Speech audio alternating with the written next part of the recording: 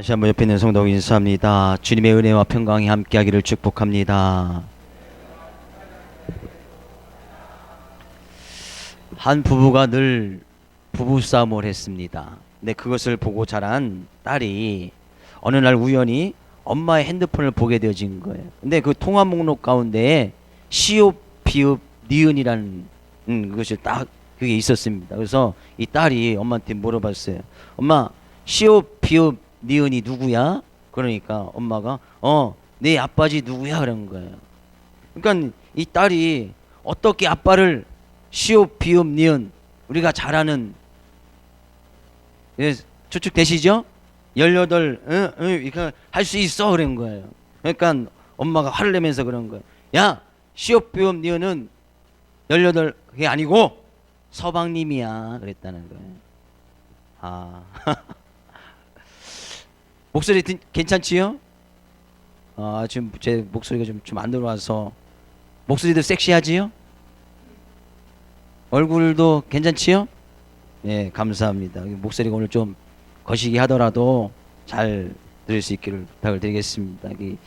지난 주간에 학생부 수련이 있어서 좀 목을 쓰면서 기도했더니만 좀 괜찮아지다가 금요일날 또 집회 초청받아서 갔다 또 집회라고 해서 또 소리를 한번 질러줬더니만 소리 질렀더니 기도했더니만 또 이렇게 잘 아직까지 돌아오지 않았습니다. 그래서 좀 듣기 거북하시더라도 저런 목소리도 섹시하구나 이렇게 생각하시고 말씀을 겸하여 들을 때 주님의 은혜가 있을 줄로 믿습니다. 오늘 본 말씀은 이 마태복음에도 나오고 누가복음에도 동일하게 나오는 말씀이에요. 우리가 지난 시간에 살펴보았던 베드로가 무리를 걸었던 어떻게 그 말씀과 어떻게 보면 비슷한 말씀일 수도 있습니다. 이것은 예수님께서 어느 날 많은 이제 복음도 증거하시고 또 전도도 하시고 그러시다가 배를 타고서 이 베드로가 무리를 걸었던 그 바다, 갈릴리 바다, 이제 바다는 실제로 아니지만 호수입니다. 상당히 큰 호수인데 그것을 건너서 건너편으로 가시려고 했단 말이죠. 왜? 저쪽 편에도 이제 사람들이 있으니까. 그래서 배를 타고서 건너가시려고 하는데 그 가운데 우리가 이제 본문 말씀 너무나 짧은 내용이죠. 큰 광풍이 불어서 제자들이 그 광풍을 이겨보려고 열심히 했지만 그것을 이기지 못하고 거의 죽을 지경까지 이게 되었을 때에 예수님께서 배에서 잠자시고 주무셨던 그 예수님을 깨우면서 주님 우리가 죽게 된 것을 어찌 돌보지 않습니까? 그 예수님을 깨웠더니 예수님께서 그 풍랑을 잠잠하게 하시고 그 풍랑이 잠잠해졌더라 라는 말씀이 오늘 본문 말씀의 내용입니다. 너무나 간단한 말씀이고 또한 믿지 않는 사람들도 이 말씀을 거의 다 아는 말씀 가운데 하나예요. 다시 본 말씀 통해서 주님께서 주신 귀한 은혜를 나누기를 원합니다. 제자들과 예수님께서 배를 타고 건너가셨습니다. 근데 그 가운데 배가 이제 잘 가다가 갑자기 큰 풍랑을 만나게 되어진 거예요. 큰 광풍이 일어나게 되어졌단 말이죠. 처음부터 큰 광풍이 있었더라면 제자들하고 예수님께서 배를 타고 건너가지시 아니었을 거예요. 그렇죠? 애초부터 바람이 세게 분다거나 호수가 꽝꽝 얼어있다는다. 그 나라는 이제 얼음이 오는 나라는 아닙니다만 바람이 세게 분다든지 파도가 심하게 분다면 상당히 이 실력 있는 어부 출신이라 하는 제자들이 할지라도 배를 띄우지 아니었을 거란 말이죠. 바람도 불지 아니었고 순풍이 있었고 충분히 배를 타고 건너갈 수 있을 것이라고 생각했기에 그들이 배를 타고 건너갔단 말이죠. 근데 뭐예요? 배를 타고 가다 보니까 갑자기 큰 광풍이 일어서 물결이 배에 부딪히고 들어와서 배에 가득하게 되어졌다는 거예요. 우리가 지난 시간에 살펴봤습니다만 예수님의 제자들 가운데는 어부 출신들이 많이 있었습니다. 그러니까 배를 다스릴 수 있는 그런 기술과 힘이 있는 제자들이 있었단 말이에요. 그러니까 웬만한 풍랑이 웬만한 이 어떤 바람이 불면 충분히 그것을 비껴가면서 그것을 이길 수 만한 어떤 기술과 힘이 있던 사람들이 제자들이었단 말이죠. 근데 그들이 큰 광풍이 불고 물결이 치니까 그 물이 다 배대에 들어오고 나니까 그들이 어떻게 해요? 야, 거의 죽을 지경으로 우리가 죽게 된 것을 돌보지 아니하십니까? 라고 예수님을 깨워서 말씀하실 때부터면 그들은 죽을 힘을 다해서 그것을 이겨보려고 했었다는 거예요. 근데 그게 뭐예요? 거의 죽을 지경까지 죽을 지경까지 이를 만한 그런 큰 강풍과 바람이 불었다는 거예요. 우리 생각해 볼 것이 뭐죠? 그들의 힘과 노력으로 아무리 어부 출신의 어떤 배를 잘 다스리는 기술이 있는다 할지라도 안 되는 것은 안 되더라는 거예요. 우리는 믿음의 여정 가운데, 믿음의 삶 가운데, 우리의 삶 가운데 분명히 알고 깨달아야 될 것이, 사람들이 힘과 노력을 다하고 최선을 다해도 안 되는 것이 있다라는 거예요. 있습니까? 없습니까? 예? 이것을 먼저 고백을 해야 돼요.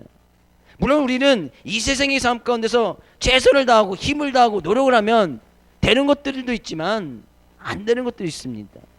물론 우리가 좀 어떤 뭐 재능이 없고 그런 것을 최선을 다하고 노력을 하면 어느 정도까지는 갈 수 있겠지요. 그러나 그것 이상 갈 수 없는 부분들도 또한 있습니다. 그러니까 우리의 힘과 능력을 다해서 최선을 다한다 할지라도 우리의 힘과 능력으로 인간 한계에 부딪혀서 안 되는 일들이 있더라는 거예요. 긍정의 힘, 긍정적으로 하면, 긍정적인 사고를 가지면 모든 것이 다 될 수 있는 것처럼 아니에요. 긍정적으로 생각한다고 모든 것이 다 되집니까? 그러면 왜 세상 사람들이 불행해하고 여전히 행복을 찾아서 다니고 있습니까? 왜? 긍정적인 마인드만 가지면 되는데 그러지 못하는 거예요. 긍정적인 힘, 긍정적인 마인드를 가져도 안 되는 거예요. 내 속에 있는 거인을 깨워라. 뭐 리더십이나 지도자를 양육할 때 꼭 필수적으로 있는 책들 중에 하나가 그런 책들이 있습니다. 내 안에 있는 거인을 깨워라. 우리 안에 거인이 있다는 거예요. 그 거인의 본능을 깨어날 때 그 모든 환란거리면 이겨나갈 수 있다는 거예요. 근데 내 안에 있는 그런 거인들을 깨운다 할지라도 안 되는 것은 안 되더라는 얘기예요. 주의 이름으로 축복을 드립니다. 우리의 힘과 능력으로 안 되는 것이 있다는 것을 인정하시기를 주의 이름으로 축복을 드립니다. 예? 안 되더라는 거예요. 안 되는 건 이 제자들이 아무리 자기의 힘과 능력으로 노력으로 그 배를 진정시키려고 하고 그 풍랑을 뚫고 가보려고 했지만 안 되더라는 거예요. 열왕기하 7장에 가서 보면 이 사마리아라는 성이 있었습니다. 이 성은 당시에 가면 그 지형이 주변에 아주 산들로 삥 둘러싸여 있고 산 삥 둘러진 그 가운데 성이 딱 있었습니다. 근데 그 성에 있는 사람들은 생각하기를 주변에 산들로 완전히 요새였습니다. 그 적들이 웬만해서 침입할 수가 없는 거예요. 그 산에 우뚝 서 있는 그곳에 성을 딱 자리 잡고 있었기 때문에 적들이 침입해 와도 그냥 그 침입해 들어올 수 있는 그것만 딱 차단을 해놓으면 적들이 막 와서 침을 한다거나 이것이 거의 다 불가능한 거예요. 이 사마리아 성 사람들이 생각하기는 우리가 눈을 들어 딱 보니까 주변에 있는 산들 정말 좋은 곳에서 성이 지었기 때문에 웬만한 적들이 침입할 수 못했구나. 근데 그 성에 아람이라는 군대가 침입을 합니다. 근데 아람 군대가 그 성을 딱 보니까 침입할 수 없거든요. 그러니까 이 아람 군대가 했던 것은 그냥 사마리아 성 주변을 그냥 삥 둘러서 막 집만 치고 있었어요. 그래서 성으로 들어가지도 못하고 사랑해서 나오지도 못하게끔 그냥 아람 군대가 그냥 그 성을 삥 둘러싸고 있는 거예요. 산 밑에서 사람들이 들락날락 하지 못하도록 삥 둘러싸여 있는 거예요. 그러니까 성 안에 있던 사람들은 어떤 거예요? 성 안에 있던 사람들은 주변에 있는 산들이 자기들 지켜줄 것이라고 했는데 오히려 그 산 때문에 나갈 데도 없고 들어갈 데도 없고, 그러니까 성 안에 있는 먹을 것들이 점점점 떨어져가는 거예요. 왜? 밖에 나가서 구해 와야 되는데 바깥에는 다 아람 군대 사람들이 삥 둘러져 있으니까 전쟁을 한 것도 아니에요. 아람 군대에서 그냥 삥 둘러서 들어오고 나가는 사람들만 지키고 있었던 거예요. 그러니까 그 성에 어떤 일이 있었느냐, 심지어 먹을 것이 다 떨어져서 그 상황에 서로 사람들끼리 그죠? 네 자녀 잡아먹고 내 자녀 잡아먹는 그런 일들까지 있었던 것을 보게 되었습니다. 그들이 생각했던 것이 뭐예요? 주변에 산 요새니까 믿을 만한 구석이 있으니까 이것이 나를 지켜주겠지라고 생각했는데 오히려 그것이 그들의 삶 가운데 전쟁 가운데 방해가 되었다는 거예요. 우리의 삶 가운데 믿을 만한 구석이 있으면 좋겠지요. 믿을 만한 사람이 있으면 좋지요. 왜? 힘들고 어려움이 있으면 그 사람 찾아가면 어느 정도 도움이 되어집니다. 심지어 하물며 병원에 조금 높은 직급의 의사 한 분만 알아놔도 상당히 도움을 많이 받지 않습니까? 그렇지 않습니까? 저희도 건국대 병원에 저는 얼굴 사돈의 팔촌도 아니고 또 아주 먼 친척도 아니에요. 어떻게 보면 피줄 안 섞였어요. 근데 먼 친척분이 한 분이 계시대요. 가끔 큰일을 당하면 전화 한번 드리고 가요. 그러면 일사천리로 쫙 이루어집니다. 응급실에서부터 그의 후배 의사들이 나와서 딱 대기를 하고 있어요. 누구 교수님 소개로 오셨죠? 그러면서 그냥 일이 쫙쫙쫙쫙쫙 진행되지. 높은 분의 의사 한 분만 알아도 어떤 인간적으로 도움이 되어진단 말이죠. 믿을 만한 구석이 있다는 것은 좋을 수도 있지만 좋지 않을 수도 있습니다. 왜? 그 의사가 사람 살리는 거 아니거든요. 예? 우리의 삶 가운데서 재물 좋습니다. 많이 있는 거 괜찮아요. 왜? 어느 정도 의지가 되어집니다. 그렇죠? 근데 그 재물이 사람을 살리는 것이 아니더라는 얘기. 권력, 친구, 뭐 어느 정도 친구들이 많이 있고 권력 있는 거 좋지요. 그러나 그 권력이, 그 친구가 사람을 살려주느냐? 그렇지 않더라는 거예요. 이들이 그들의 힘과 능력으로 충분히 그 배를 잘 다스려서 그 바다를 갈릴리 호수를 건너갈 수 있을 것이라고 생각했지만 그것이 안 되더라는 거예요. 우리는 그것을 인정해야 된다는 거예요. 우리의 힘과 지혜로, 명철로 우리가 아무리 뛰어난 것을 가지고 있는다 할지라도 우리의 그것으로 이기지 못하는 것이 있더라는 거예요. 결국에 그들이 죽을 지경에 이르렀습니다. 죽을 지경에 이르렀다는 건 사력을 다해서 그 풍랑과 싸웠다는 이야기죠. 그러니까 죽을 지경에 이르게 되어졌다는 거예요. 근데 우리를 잘 생각해 보면 우리는 왜, 어떻게 보면 그 풍랑이 왜 일어났는지 제자들이 알았더라면 빨리 예수님을 깨웠을 것이라고 생각이 되어집니다. 그 금방 우리가 마태복음, 마가복음 4장 앞부분에 가서도 예수님께서 많은 무리를 모시고 어떤 하나님의 말씀을 증거하시고 복음을 증거하실 뿐만 아니라 어떤 많은 기적도 베풀어 주시고 병자들도 고쳐주시는 그런 많은 장면들이 나옵니다. 근데 그 모든 부분들을 제자들 옆에서 예수님께서 행하시는 그런 기적과 행함의 모습을 다 지켜보고 있었단 말이에요. 그러면 그들이 배를 출발할 때에, 배가 떠날 때 순풍이었는데 갑자기 큰 파도가, 큰 방풍이 일었더라면 우리는 빨리 생각해 볼 수 있지 않겠습니까? 예수님께서 많은 기적도 베풀고 많은 어떤 놀라운 일도 행하실 뿐만 아니라 어떤 병든 사람도 고치고 어떤 많은 기적적인 장면을 베푸셨는데 이 풍랑 주님께서도 잠잠하게 하시지 않을까 생각했더라면 빨리 예수님을 깨우지 않았을까요? 근데 성경에 가서 여기 앞뒤 부분에 잘 가서 보면 왜 이 풍랑이 일게끔 하셨을까? 왜 제자들에게 순풍으로 가서 바다 건너편으로 가서 빨리 다른 지역에 가서도 복음을 증거하면서 어떻게 보면 이게 시간 싸움 아니겠습니까? 예수님이 공생애가 겨우 3년밖에 되지 않는데 3년 동안밖에 되지 않는데 빨리 많은 사람들에게 많은 지역에 가서 복음을 증거했는데 그 입술에 나가야 되는데 굳이 풍랑을 만해서 시간을 지체하고 할 일을 못하게 하셨을까? 어떻게 보면 예수님께서는 제자들에게 그런 큰 광풍을, 우리가 지난 시간에 살펴봤지만 큰 광풍을 이미 허락해 주신 거예요. 허락해 주셨단 말이죠. 주님이 타고 가는 그 배에 어떻게 감히 큰 광풍이, 큰 풍랑이 불어서 예수님께서 지금 성경에 가서 보면 배에서 주무셨다고 하는데, 베개를 베고 주무셨다고 하는데 예수님께서 쉬시는데 큰 광풍이 불어서 예수님의 이 잠을 깨울 수 있느냐 말이죠. 실제적으로 어떻게 보면 예수님께서 성경 가운데서 이 베개를 베고 주무셨다고 하는데 이것은 불가능한 일이에요.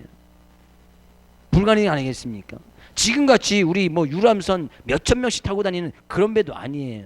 그런 배들은 웬만한 풍랑이 불어도 이 배가 너무나 크다 보니까 웬만한 풍랑이 불어도 그냥 잔잔하게 움직이기 때문에 그 배 안에 잠을 잘 수 있어요. 근데 지금 당시 예수님 타고 다니는 조그만 고깃배 한 10~6명 타고 다니는 그 배, 근데 큰 풍랑이 불어서 예수님의 제자들이 다 죽을 지경이 되었는데 예수님께서 그 고물에서 배 한 끝에서 베개를 베고 주무셨다. 이건 불가능한 일이란 말이죠. 아무리 피곤하다 할지라도 웬만한 정신 가지고 있는 사람은 조금 흔들리면 잠에서 깨게 되어 있습니다.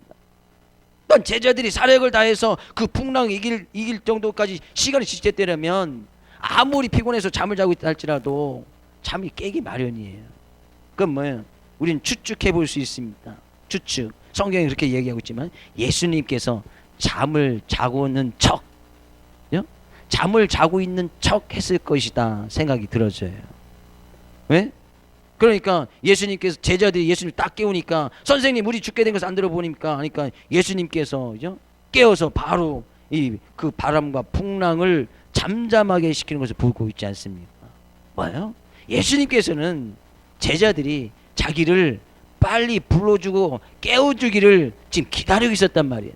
자는 척하면서, 예수님께서 자는 척하니 힘드셨겠지요. 그 풍랑 중에서 배가 막 출렁거리 그 가운데서 자는 척하고 있는 거, 그거 쉬운 일도 아니에요. 예수님께서 원하셨던 것은 그런 풍랑 가운데서도 빨리 주님을 찾아주기를 주님께서는 원하셨다는 것이죠. 그러면 우리는 다시 생각해 보길, 이 풍랑은 주님께서 제자들에게 허락하여 주신 것이라는 거예요. 그래서 그 풍랑과 어려움 속에서 주님을 빨리 찾을 수 있도록 하게 하신 것이 주님의 뜻이었단 말이에요. 왜? 제자들에게 왜 이런, 가만히 순풍으로 배를 타고 건너가도 됐을 텐데 이런 큰 풍랑을 해주실까? 우리가 요한복음 17장에 가서 보면 예수님께서 제자들을 얼마나 사랑하시는지 제자들을 위해서 기도하는 장면이 나와요. 근데 그들 가운데 큰 어려움이 있을 것이고 환란이 있을 것이고, 일단 예수님의 제자에 대한 모습으로 살았기 때문에 예수님께서 십자가에 못 박혀 죽으신 그 이후에 제자들에게 큰 환란과 핍박이 오게 되어집니다. 물론 예수님과 같이 다닐 그때도 환란과 핍박이 있었지만, 예수님께서 십자가에 못 박혀 죽으시고 그의 지도자 대신 예수님께서 죽으신 그 이후에는 더 큰 환란과 핍박이 있어요. 지금 배를 타고 간다면서 당하는 그 환란과 큰 풍랑은 그거에 비할 것이 아니라는 거예요. 그래서 주님께서는 앞으로 너희들의 인생 가운데 더 큰 환란과 어려움이 있을 때에 그 환란과 어려움을 이길 수 있는 방법을 지금 이 자연현상이라는 것을 통해서 그들에게 지금 가르쳐주고 있는 거예요. 어떻게 해요? 너희들의 힘과 능력으로 되지 않는 것이 있다. 믿음의 길 가운데서도, 우리의 삶 가운데서도 우리의 힘과 능력으로 되지 않는 거 있다. 근데 그 시험과 어려움은 주님께서 허락해 주신 것인데, 그 가운데서 뭐예요? 주님을 빨리 찾으라고. 큰 어려움이 있을 때 그래, 힘과 능력으로 할 수 있는 대로 다 해봐. 기술이 있으면 한번 해봐. 하다가 안 되면 그때 뭐예요? 그때 주님께서 말씀하시는 거예요. 그때라도 주님을 찾으라는 거예요. 주님을 깨우라는 거예요. 감당할 수 없는 큰 시험과 어려움과 환란이 우리들의 삶 가운데 분명히 있단 말이에요. 힘과 노력으로 지금 맞서 싸우려고 하는 그런 부분들이 있단 말이죠. 나에게 어느 정도 재능이 있으니까, 어느 정도 친구들이 있으니까, 어느 정도 물질이 있으니까 그것을 가지려고, 그것을 이기려고 하는 그런 부분도 있단 말이에요. 안 됩니다. 주님께서 그런 상황 가운데 원하시는 것이 뭐예요? 빨리 예수님을 깨우라는 거예요. 왜 제자들이 그런 극한 상황 가운데서 예수님 먼저 생각나지 않았을까? 그 이전에 많은 기적을 보고 예수님의 능력 있는 말씀을 보았음에도, 그것을 다 체험했음에도 불구하고 왜 진작 어려움과 환란이 왔을 때 예수님이 가장 먼저 생각나지 않았냔 말이에요. 뭐요? 제자들의 생각에는 자신들이 처해 있는 그런 상황, 큰 풍랑이 오는 그 상황을 볼 때, 그 상황을 딱 봐보니까 그 상황에 기가 눌려서, 그것이 너무나 두려워서 예수님이 생각나지 않은 거예요. 그것에 벌써 졌단 말이에요. 큰 풍랑이 오니까 그거에 벌써 기가 딱 눌려버렸단 말이에요. 큰 풍랑 때문에. 그러니까 그것이 두려워지는 그 순간 주님이라는 것도 싹 잊어버린 거예요. 또한 왜 예수님께서 먼저 생각나지 않습니까? 그 상황들을 자기 자신들이 어떻게 한번 해보려고, 예?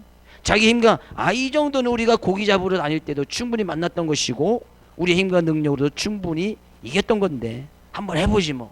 예? 그 어부 출신 한 명도 아니에요. 2명, 3명, 4명, 뭐 최소한 5명 정도. 이 어부 출신의 이 제자들이 그 풍랑, 빨리 한번 해보자. 이길 수 있다. 결국에 그들이 한번 그들의 힘과 능력으로 해보려고 했었기 때문에 주님이 먼저 생각나지 않은 거예요. 그러니까 그런 상황이 왜 그들에게 왔는지 그것을 이해하지 못했기 때문에 주님을 먼저 생각하지 않더라는 얘기예요. 행여는 우리 삶 가운데서요, 큰 어려움과 환란이 오는데 가장 먼저 생각나는 것이 뭐예요? 문제를 부딪혔을 때, 어려움이 부딪혔을 때에 그 문제, 그 상황에 딱 기가 눌려서, 그게 딱 기가 눌려서 주님이 먼저 생각나지, 다른 것이 먼저 생각난다면 다시 한번 주님의 말씀을 들을 필요가 있습니다. 제자들이 힘써 나가서 이야기합니다. 무엇을 이겨보려고 합니다. 그런데 그들이 도저히 안 돼서, 그러니까 예수님은 저서 주무시는데 태평천하게 주무시고 계신 거예요. 이 제자들이 이 예수님을 깨우면서, 선생님이요, 우리가 죽게 된 것을 왜 돌보지 아니하십니까? 우리 다 죽게 되었습니다. 예수님도 거기서 잠만 자다 죽겠습니까? 왜 잠만 자고 있느냐는 얘기예요. 근데 그것이 그 제자들이 가지고 있던 믿음이었다는 거예요. 예수님께서 깨어나서 그 바다를 잠잠하신 다음에 하시는 말씀이 뭐예요? 오늘 본 말씀 40절 가서 볼 거예요. 40절 같이 읽어보겠습니다. 이에 제자들에게 이르시되 어찌하여 이렇게 무서워하느냐? 너희가 어찌 믿음이 없느냐 하시니. 그것은 뭐라고 얘기하고 있습니까? 너희들 왜 두려워하느냐? 너희에게 어찌 믿음이 없느냐? 예수님을 진작 깨우지 못하였던 그것이 제자들의 믿음이 있느냐 없느냐 그런 문제였다는 거예요. 제자들이 믿음이 있었더라면 큰 풍랑이 있을 때에 뭐 굳이 힘 뺄 필요가 뭐 있습니까? 그날은 그래서 그들의 뭐 사력을 다할 필요가 뭐가 있습니까? 죽을 지경까지 이르되 것이 무엇이 있겠습니까? 그 전에 빨리 주님을 부르고 주님을 깨우면 됐을 텐데. 네, 그것이 뭐예요? 그것이 믿음이었다는 믿음. 우리의 삶 가운데 지금 무언가를 하려다가 죽을 지경에 그런 상황 가운데 오신 분 계십니까? 아니면 그냥 죽어버리고 믿음도 포기해버리고 모든 거 다 포기해버리는 그런 상황 가운데 놓여진 횡행하는 그런 분들 계십니까? 그 가운데서라도 주님을 찾을 수 있다면 이 자리에 나와서 지금 하나님께 예배를 드린다는 건 주님께서 지금 우리를 불러주고 계신 거거든요. 그러면 그 가운데서 주님을 찾으면 주님께서 그것을 믿음이라고 인정해 주시겠다는 거예요. 제자들에게 그런 최소한의 믿음이 있었습니다. 자기 힘과 노력으로 다 해보려고 하다가 안 되니까 주무시고 있는 그 예수님이 깨웠는데 예수님께서는 그것을 믿음이라고 하셨단 말이에요.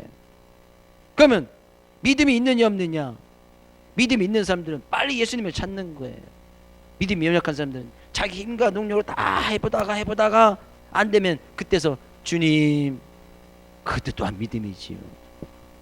정말 마지막이라도 주님을 깨울 수 있다는 거 정말 그것도 큰 믿음이라고 생각이 되어집니다. 한번 해보십시오. 힘과 노력을 다해서 내가 지금 상권에 당하는 문제를 해결해 보십시오. 뭐 되는 건 되겠지요. 근데 되면은 그것이 교만이 될 수 있습니다. 내 힘으로 하니까 되네, 내 능력으로 하니까 되네. 물론 그렇게 되는 일도 있겠지요. 그러나 어떤 문제를 당하고 상황을 당했을 때 이거 주님의 이름으로 주님을 구해서 주님의 뜻을 구하고 주님의 힘과 능력으로 행하고 이것을 이길 수 있다고 기도하고 그 일을 해결하는 사람하고 내 힘과 능력으로 되네 하면서 그냥 그것을 전혀 기도 없이 해결하고 넘어가는 사람하고는 전혀 믿음의 차이가 다른 거예요. 그래서 우리는 아주 사소한 것이라도 주님 앞에 기도하고 주님의 능력을 구하고 주님의 힘을 구하고 그 문제를 해결하고 나갈 때에 그때 기도응답이 일어나는 거예요. 그러면 내 힘과 능력으로 뭔 것을 할 수 있다. 되네 하는 사람들은 절대 기도응답이 있을 수가 없습니다. 기도도 하지 않을 뿐더러 왜? 좀 하니까 되니까, 좀만 힘쓰면 되니까, 조금 뭐 어떤 사람들 찾아가면 되니까, 조금 은행에 잔고 좀 쓰면 되니까 기도하지 않는 거예요. 그럼 그런 사람들에게는 결코 기도응답이 있을 수 없단 말이에요. 주의 이름으로 축복을 드립니다. 최소한 하다 안 되더라면 그때라도 주님을 깨워 부를 수 있는 그런 믿음 있는 사람 되어지기를 주의 이름으로 축복을 드립니다. 그래서 주님께서는 믿음이다 라고 인정해 주겠다는 거예요. 그것도 처음부터 부르면 더 좋겠지요. 해보십시오. 힘을 다 해보시고 그러나 결코 이 말씀만은 잊지 말기를.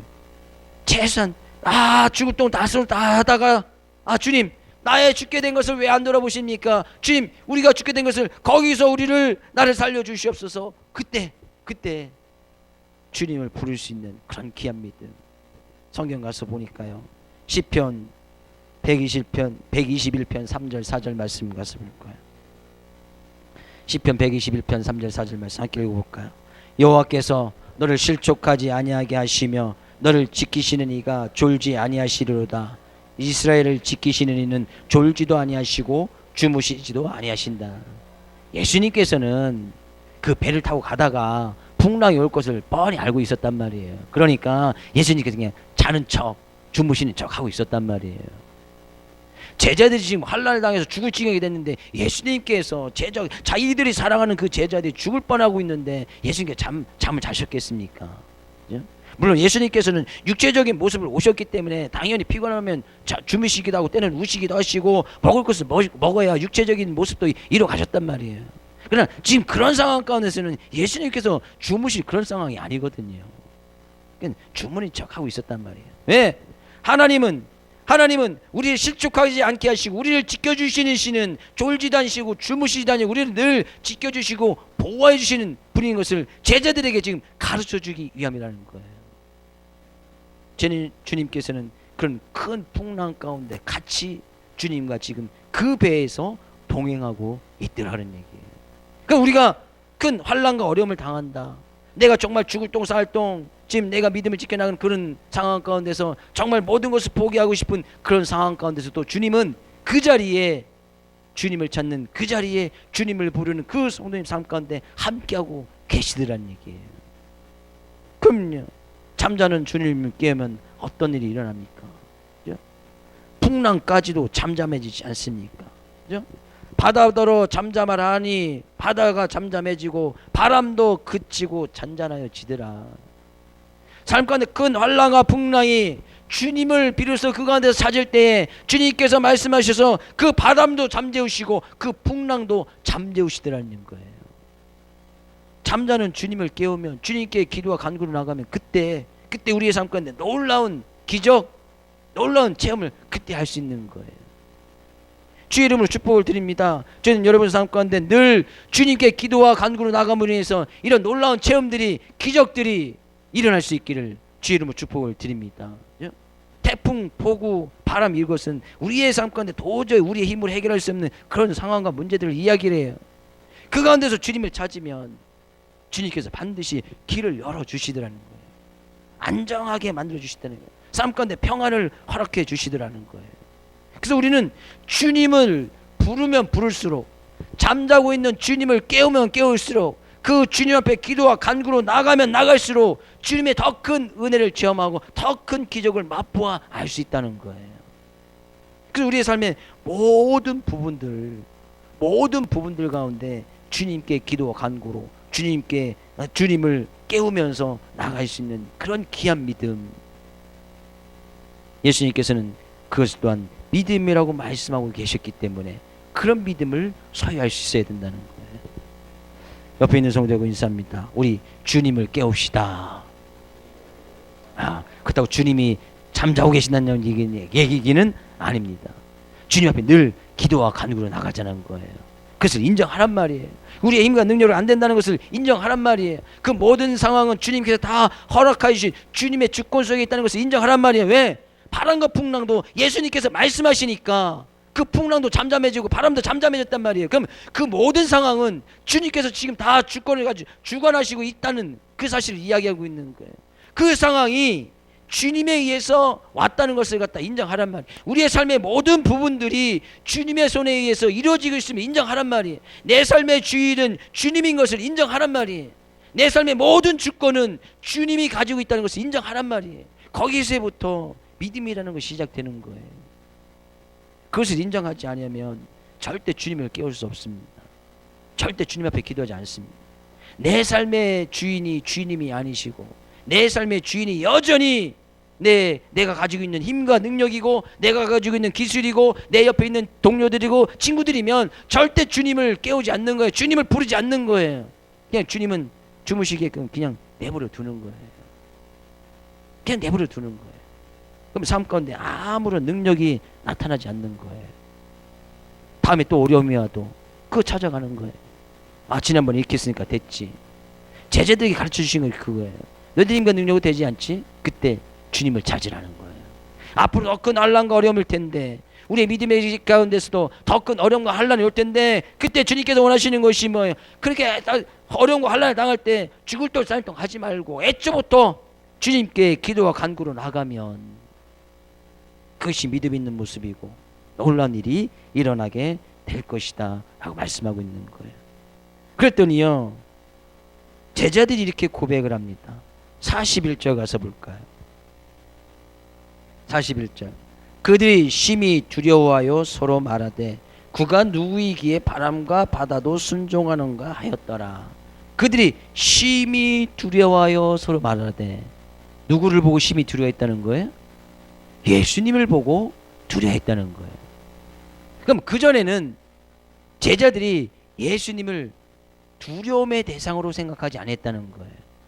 지금 배를 타고 가 있는 그 상황만 생각해 봅시다. 제자들이 지금 두려워했던 것은 뭐예요? 큰 풍랑이 불고 바람이 부니까 제자들이 정말 두려워했던 것이 뭐예요? 그 풍랑과 그 바다는 두려워했단 말이죠. 두려웠다는 것이 무서웠다는 말이에요. 그래서 그 두려움을 이기려고 그들의 힘과 사력을 다해보았지만 안 됐다는 거예요. 그 두려움에 짓눌리고 말았단 말이에요. 그래서 쟤는 예수님께서 깨어나서 하시는 말씀이 뭐예요? 너희들이 왜 무서워하느냐? 왜 두려워하느냐? 그런 얘기예요. 제자들의 생각은 큰 풍랑이 오면 그것은 두려워할 줄 알았습니다. 큰 바다가 치면 그것은 두려워할 줄 알았어요. 근데 잠자고 있는 예수님은 두려워하지 않았단 말이에요.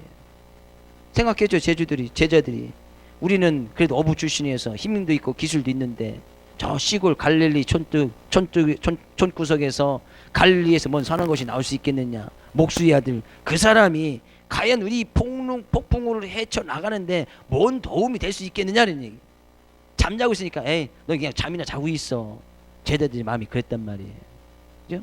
어떤 일을 헤쳐나가는데 도움이 안 될 사람들 옆에 있어요. 그럼 넌 그냥 가만히 있는 게 도와주는 거야. 그게 보통 이 얘기할 때가 있지요. 그렇죠? 넌 그냥 가만히 있는 게 도와주는 거야. 제자들이 지금 예수님을 볼 때는 그런 입장인 거예요. 예수님이 그냥 잠자고 있는 게 그냥 도와주는 거야. 괜히 나서서 밧줄 잡고 뭐 풍랑 이겨내고 뭐 노젓고 그렇게 하느니 한 번도 안 해본 사람이 와서 그냥 한다고 도와준다 하면은 일을 더 망치는 거예요. 그러니까 제자들이 생각은 큰 풍랑에 있어서 그건 두려워했는데 예수님 볼 때 그냥 뭐 시군철떡이 그냥 잠이나 자고 계시지.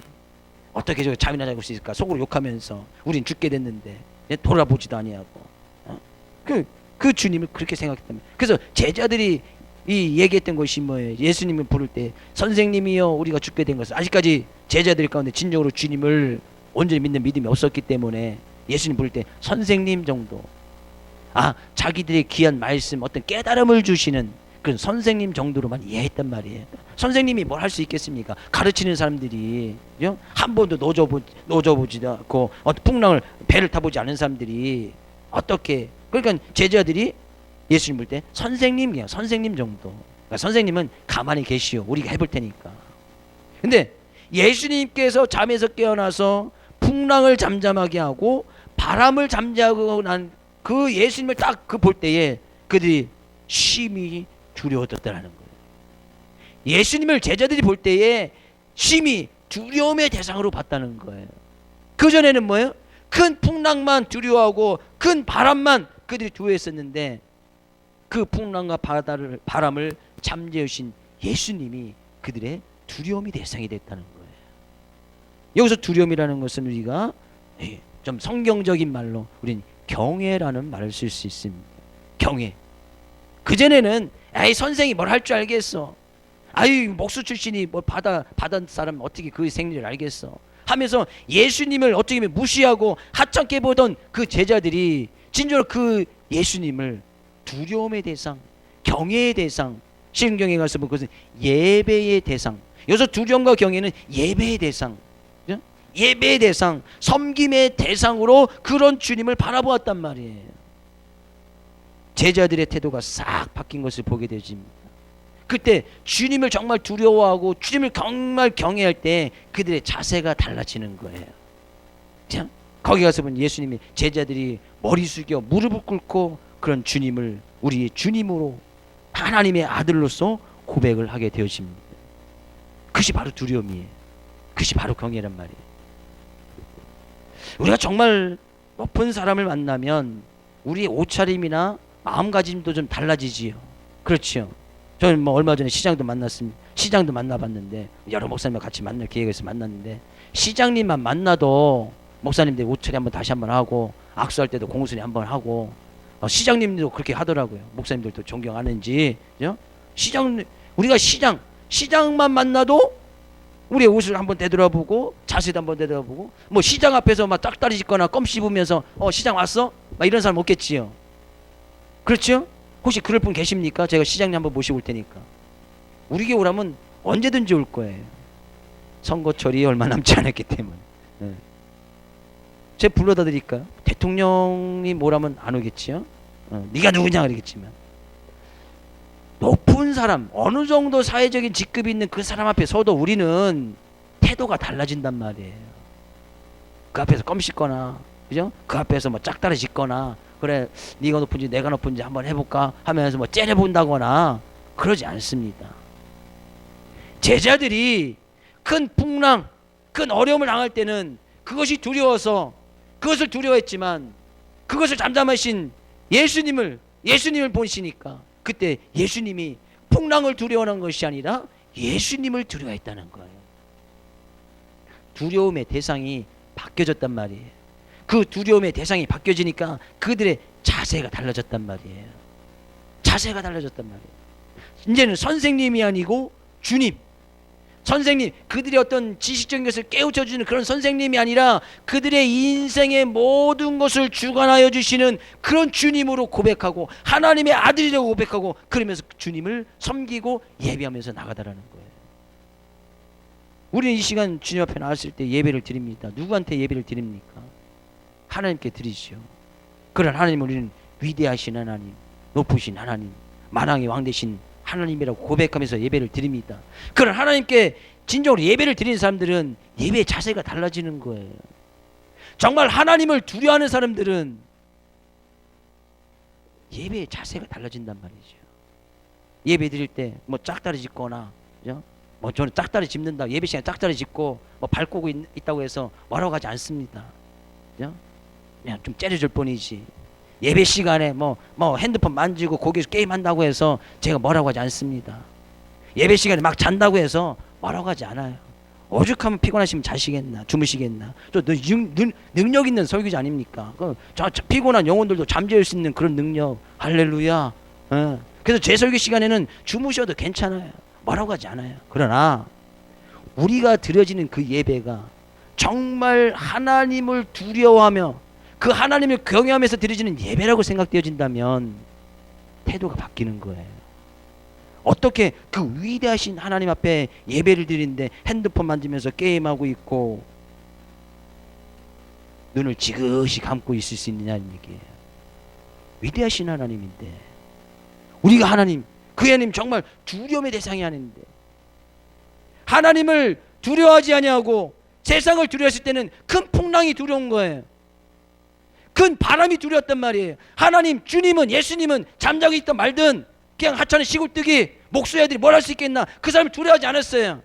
세상만 두려운 거예요. 그러니까 세상 것이 두려우니까 세상 것만 이기고 세상 것에만 잘 보이고 신경 썼단 말이에요.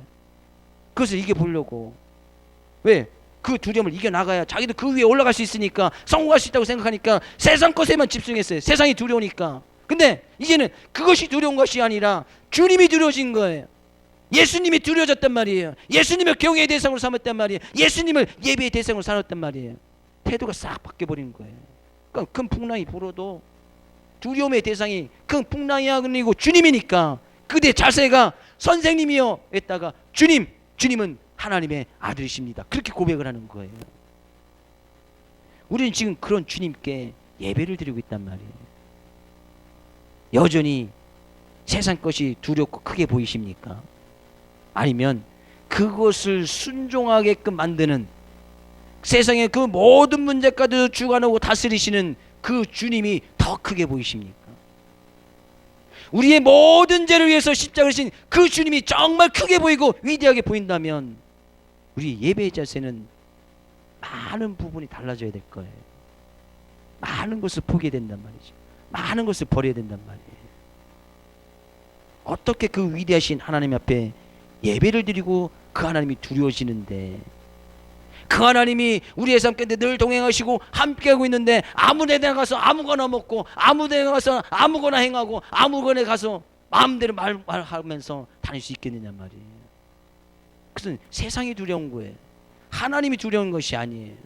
하나님을 경외하는 것이 아니에요. 하나님께 예배하는 삶이 아니에요. 제자들은 그런 주님을 만났습니다. 그런 믿음을 보일 때 그런 주님을 만났단 말이에요. 풍랑까지도 잠자게 하는 그런 주님을 만나니까 진정으로 경외의 대상, 예배의 대상, 그 앞에 머리를 조아리면서 주는 하나님의 아들이라고 고백하더라는 거예요. 저는 바로 그런 믿음을 가지고 그런 주님을 만날 수 있는 여러분 되어지기를 주의 이름으로 축복을 드립니다. 두려움의 대상이 좀 바뀌란 말이에요. 왜 안 바뀝니까? 여전히 내 힘과 능력으로 뭔가를 할 수 있다고 생각하니까 두려움의 대상이 안 바뀌는 거예요. 세상은 너무나 크게 보이는데 주님은 쬐끄맣게 저쪽에서 그냥 잠에서나 그냥 배에서 잠만 자는 시곤 쫄뚜기같이 보이니까 그런 주님이 두려워지지 않는 거예요. 우리의 예배라는 것은 정말 하나님을 심히 두려워하여 그 하나님을 심히 경외하며 우리의 삶의 모든 부분을 드리는 것이 바로 예배입니다. 그런 예배자로 승리하기 위해서는 주님께 기도와 간구로 주님을 깨우는 그런 믿음을 가지고 나갈 때에 그 믿음을 통해서 정말 주님께서는 주님을 주님으로 바라볼 수 있는, 두려움으로 대상으로 바라볼 수 있는 그런 자리까지 나게끔 해주시는 거예요. 삶 가운데 큰 환난과 풍랑이 있습니까? 그 뒤에 그 풍랑의 모든 것을 주관하고 다스리시는 주님을 바라보십시오. 정말 세상이 두려워지는 것이 아니라 정말 하나님이 두려워지고 하나님을 경외해서 진정으로 하나님께 진짜 예배자, 그 사람이 진짜 예배자예요. 그것이 바로 부흥이에요. 저는 그것을 부흥이라고 생각이 되어집니다. 하나님이 정말 두려워지고 경외해서 내가 그 앞에서 나의 삶 가운데 취미도 포기하고 나의 삶 가운데 어려운 부분도 포기하고 나의 삶 가운데 즐거움도 포기해서 그 하나님 앞에 머리를 조아며 나오면서 주님은 위대하십니다.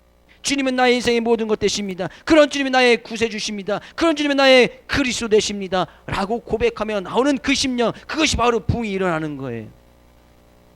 올 한해 이런 부흥을 꿈꾸시기를 주의 이름으로 축복을 드립니다. 그런 부흥의 열정을 가지고 나갈 때에 우리 심령이 회복되어지고 그러면 옆 사람에도 그런 부흥의 불길이 날 것이고 그러면 그 교회는 부흥하게 되어져 있습니다.